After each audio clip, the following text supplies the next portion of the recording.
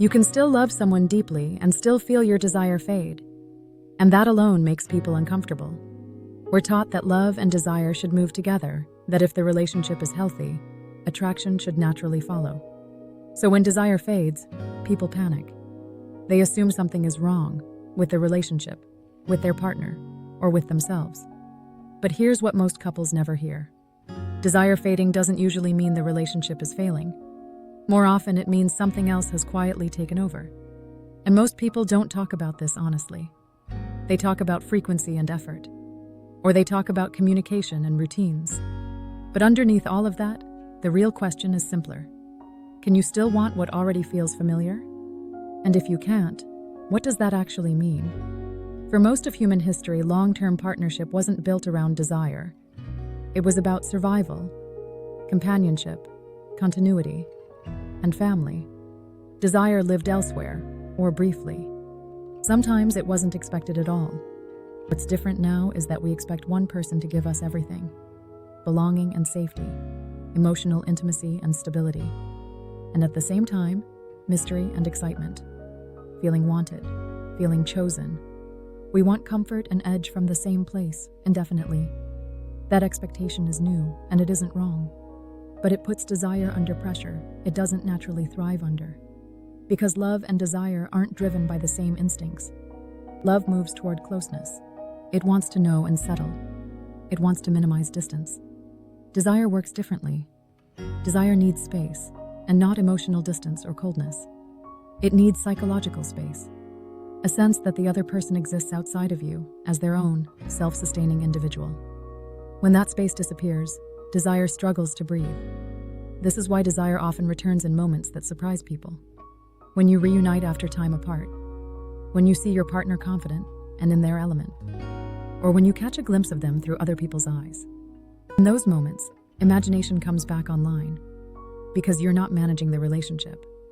You're not caretaking or coordinating life. You're seeing them again, not as an extension of you, but as someone separate, someone with their own energy. That sense of separateness isn't a threat to love. It's often what feeds desire. And yet, many long-term relationships slowly move in the opposite direction. They become organized and efficient, or predictable and responsible. The relationship turns into a system to maintain, schedules and responsibilities, logistics and problem-solving. People slip into what could be called management mode. And management mode is an expression of love, both caring and necessary. But it isn't erotic. Desire doesn't thrive where everything is monitored or explained.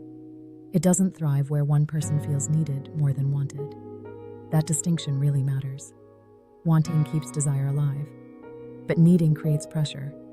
And pressure, even when it comes from love, rarely fuels attraction. This is why caretaking, as tender as it can be, often dampens desire.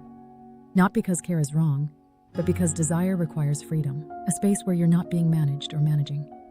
This is where many people get confused. They love their partner and feel close.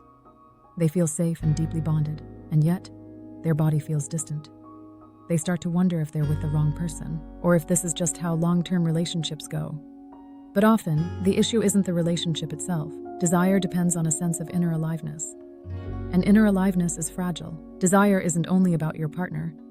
It's also about your relationship with yourself. If you feel flat or disconnected, exhausted, cut off from curiosity or playfulness, desire usually follows. No amount of effort from another person can wake something that feels shut down inside.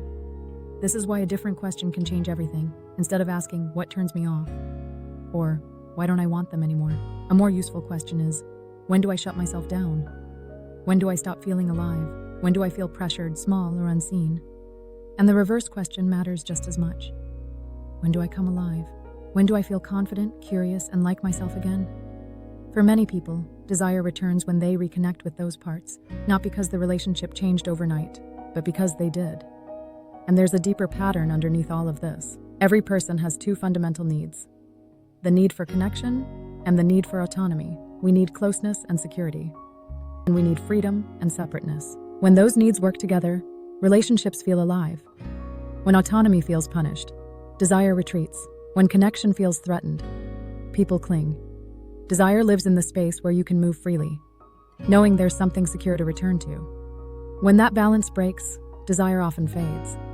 Some people give up freedom to protect connection. They become careful and self-monitoring. They stay close, but stop roaming psychologically. Others protect autonomy by pulling away.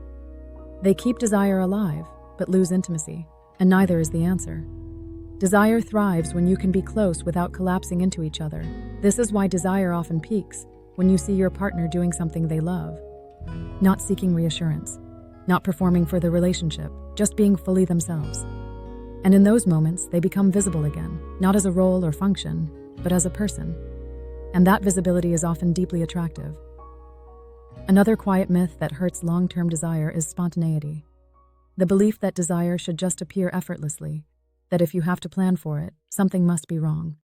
But in long-term relationships, desire is rarely accidental. It's intentional, not forced or mechanical. Committed intimacy doesn't happen in the gaps between responsibilities. It happens when people step out of management mode and into presence. That presence takes energy and attention, and often, privacy. Healthy couples tend to protect a space that belongs to desire, not a routine or performance, but a space for imagination. They also understand something else. Desire waxes and wanes. It disappears and returns. And this fluctuation doesn't mean the relationship is failing. It means the relationship is human. What matters isn't whether desire dips. It's whether the conditions exist for it to come back. And that brings us to the heart of it. Desire doesn't disappear because love grows. It disappears when love becomes the only place you're allowed to exist. When individuality fades and curiosity is crowded out, when responsibility replaces imagination. The secret to desire in a long-term relationship isn't novelty for its own sake. It's protecting aliveness.